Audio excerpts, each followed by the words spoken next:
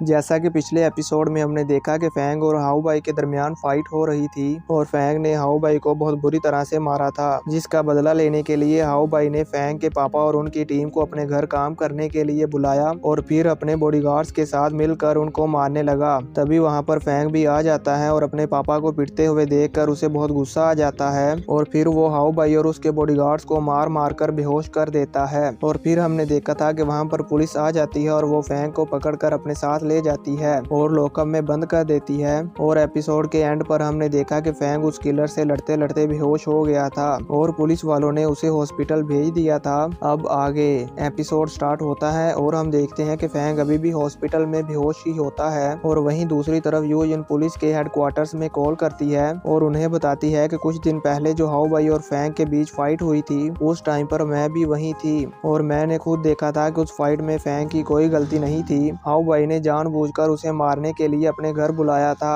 तो पुलिस का chief Eugene को कहता है, ठीक है, मैं आपकी बात समझ गया, मैं अभी हाउ बाई के घर की सीसीटीवी फुटेज चेक करता हूँ, अगर फैंग की इसमें कोई गलती नहीं हुई तो मैं फैंग को छोड़ दूंगा। और फिर चीफ हाउ बाई के घर की सीसीटीवी कैमरास की वीडियो देखने लगता है। अब व्यू चेंज होता है और हम देखते हैं कि अब फैंग को होश आ गया है और वो उठकर अपने आसपास चेक करता है तो हॉस्पिटल के बाहर दो पुलिस वाले वहां पर गार्ड कर रहे थे। तो ये देखकर फैंग वहीं पर रूम में मेडिटेट करने लगता है। सीन चेंज होता है और हम देखते हैं कि पुलिस डायरेक्टर फैंग से मिलने के लिए आते हैं और वो फैंग से पूछते हैं, क्या अब तुम बेटर फील कर रहे हो? तो फैंग कहता है, हाँ, पहले से अच्छा। और अब डायरेक्टर कहता है, फैंग अब तुम अपने घर जा सकते हो। तो फैंग कहता है, क्या सच में? तो डायरेक्टर उसे कहता है, हाँ बिल्कुल, क्योंकि हमने हाउ बाई के घर की सीसीटीवी कैमरास की वीडियोस देखी हैं और हमें मालूम हुआ है कि उस फाइट में तुम्हारी कोई गलती नहीं है। तुमने उस दिन जो भी किया अपने फादर को बचाने के लिए किया, इसलिए हम तुम्हें अब छोड़ रहे हैं। तो अब डायरेक्टर फैंग को छोड़ देता है और फैंग वहां से चला जाता है। व्यू चेंज होता है और हम हाउ बाई को देखते हैं जो क्लब में एक आदमी के साथ बात कर रहा था और वो काफी गुस्से में था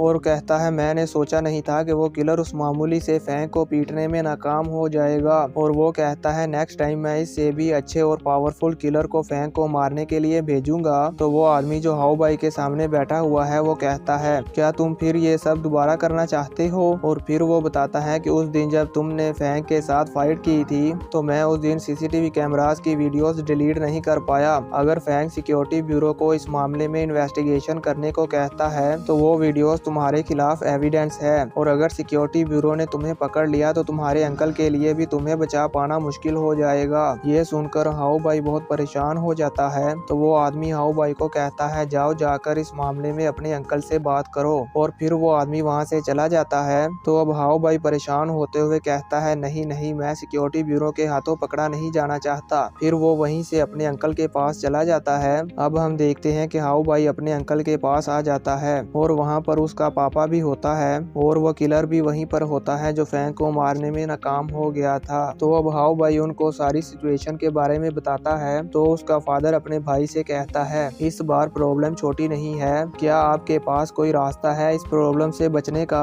तो हाउ बाई का अंकल कहता है, ब्रदर आप फिक्र मत करें। और फिर वो हाउ बाई से कहता है, तुम आज के बाद घर पर ही रहोगे और फिर से कोई मुसीबत खड़ी करने के लिए घर से बाहर मत जाना। तो हाउ बाई कहता है, ठीक है अंकल, मैं समझ गया। अब अंकल कहता है, फैंग सिर्फ एक प्रैक्टिशनर है और वो मुझे नहीं हरा सकता। अगर वो मुझसे फाइट करने की हिम्मत करेगा तो मैं उसे नहीं छोड़ूंगा। व्यू चेंज होता है और हम देखते हैं कि फैंग बैरियर पर खड़ा कुछ सोच रहा होता है। तभी वहां पर यूजिन भी आ जाती है और फैंग को हाय करती है। तो फैंग उसे कहता है, मैं यहाँ पर रिलैक्स होने के लिए आता हूँ, क्या तुम्हें भी यहाँ पर आकर अच्छा लगता है? तो यूजिन भी कहती है, हाँ। और अब फैंग उसे कहता है, मेरे लिए गवाही देने के लिए थैंक्स। तो यूजिन कहती है, थैंक्स करने की कोई जरूरत नहीं है, मैं तुम पर बिलीव करती हूँ। और फिर वो और भी बातें करते हैं। अब नेक्स्ट डे हम देखते हैं कि फैंग वॉरियर बनने के लिए ट्रायल टेस्ट को देने के लिए जाता है और जिस जगह पर फैंग का टेस्ट है उस जगह के बारे में हाउ बाई के अंकल को भी मालूम था, इसलिए वो चुपके से वहां पर चला जाता है और एक बहुत डेंजरस मॉन्स्टर का एग वहां पर रख कर वापस आ जाता है और कहता है, मैंने सोचा नहीं था कि वो मामूली सा लड़का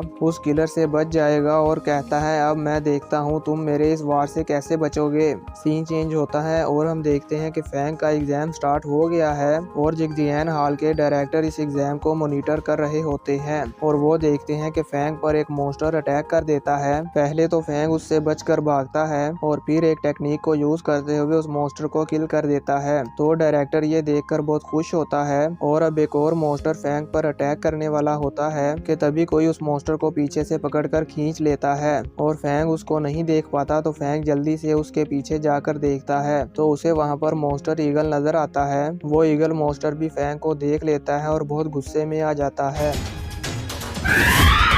वहीं डायरेक्टर को मॉनिटर पर वार्निंग मिलती है तो डायरेक्टर ये देखकर बहुत हैरान होता है कि ये ईगल मॉन्स्टर यहाँ पर कैसे आ गया। तो अब हम देखते हैं कि वो मॉन्स्टर बर्ड फैंग पर अटैक कर देता है और उसके एक अटैक से ही फैंग बिल्डिंग्स को तोड़ते हुए दूर जाकर गिरता है और अब फैंग को बहुत गुस्सा आता है तो वो अपनी तलवार को बहुत जोर के साथ उसकी तरफ थ्रो करता है पर वो ईगल मॉन्स्टर फैंग के इस अटैक से बच जाता है। तो फैंग एक टेक्निक लगाता है और मॉन्स्टर को एक बिल्डिंग के नीचे दबाकर अपनी तलवार से उसके सर को धड़ से अलग कर देता है। तो अब डायरेक्टर कहता है ये फैंग तो बहुत लकी है, इसने अपने एग्जाम के पहले ही दिन इतने डेंजरस मॉन्स्टर को मार दिया। अगर फैंग उसको नहीं मार पाता तो वो ईगल मॉन्स्टर इसे इंजर्ड करके मार देता। अब हम देखते हैं कि फैंग ने प्रैक्टिटर एग्जाम पास कर लिया है और इस एग्जाम को पास करने पर फैंग को 9 लाइटनिंग स्वॉर्ड मिली थी। तो अब एक वॉरियर फैंग के घर आता है और उसे बताता है कि हाउ बाई का अंकल तुमसे मिलना चाहता है और वो हमारे मार्शल हॉल में आया है, तुम जल्दी से आ जाओ। तो फैंग कहता है ठीक है मैं आता हूँ। नेक्स्ट सीन में हम देखते हैं कि हाउ बाई का अंकल, फैंग और डायरेक्टर और बाकी कुछ लोग भी वहाँ पर बैठे होते हैं। तो अब हाउ बाई का अंकल कहता है ये जो फैंग और हाउ बाई के दरमियान फाइट हुई थी, मैं चाहता हूँ कि हम इस मैटर को यहीं पर क्लोज कर दें और इस बात को ज्यादा आगे ना बढ़ाएं। इस मैटर को क्लोज करने के बदले में मैं आपको 5 मिलियन युआन दूंगा। तो डायरेक्टर हंसते हुए कहता है बस 5 मिलियन युआन, और तुमने क्या सोचा था कि फैंग एक स्टूडेंट है तो तुम इसको बुली करोगे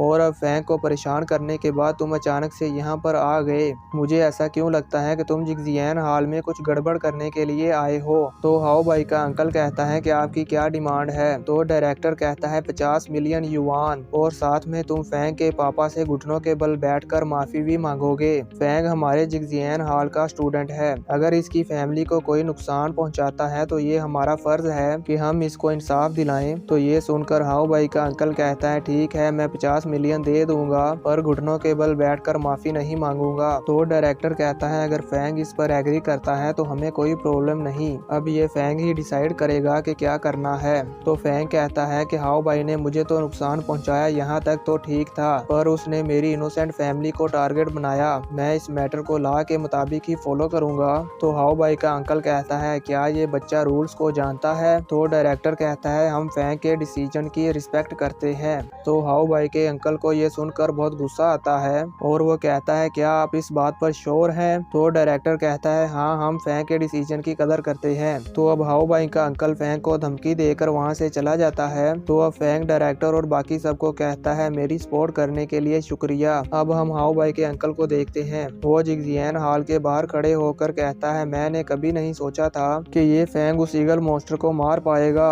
असल में दोस्तों हाउ बाई के अंकल ने जो ये एग फैंग की एग्जाम वाली जगह पर रखा था, उस एग में से वो ईगल मॉन्स्टर हैच हुआ था जिसे फैंग ने मार दिया था और अपना एग्जाम पास कर लिया था। तो अब अंकल कहता है मैं जल्दी ही इस फैंग को मार कर इससे छुटकारा पा लूंगा और यहीं पर ये पार्ट खत्म हो जाता है। तो दोस्तों देखेंगे नेक्स्ट पार्ट में क्या हाउ बाई का अंकल फैंग को मार पाएगा या नहीं। आप दोस्तों को क्या लगता है मुझे नीचे कमेंट करके जरूर बताएं और अगर आप मेरे चैनल पर न्यू हैं तो चैनल को सब्सक्राइब करके बेल नोटिफिकेशन को ऑल पे सेट कर दो ताकि जब भी मैं वीडियो अपलोड करूं तो आपको नोटिफिकेशन मिल जाए और आप मेरी वीडियो सबसे पहले देख सके। मिलते हैं नेक्स्ट वीडियो में, तब तक के लिए बाय।